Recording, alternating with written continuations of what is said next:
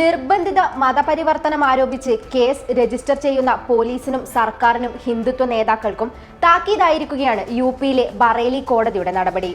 UP പോലീസിന്റെ നടപടിക്കെതിരെ രൂക്ഷമായ ഭാഷയിലാണ് കോടതി വിമർശിച്ചത്.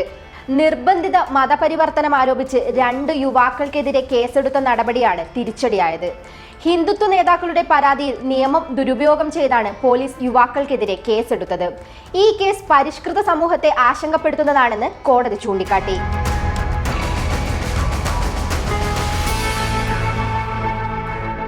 നിയമവിരുദ്ധ മതപരിവർത്തന നിരോധന നിയമം 2021 പ്രകാരമാണ് ബറേലി പോലീസ് കേസെടുത്തിരിക്കുന്നത്.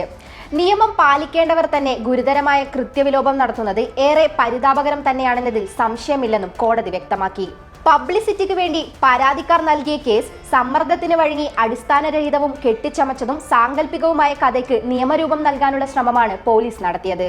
ഇതുമൂലം പോലീസിന്റെ മാത്രമല്ല കോടതിയുടെയും വിലപ്പെട്ട സമയവും അധ്വാനവും പണവും പാഴായി.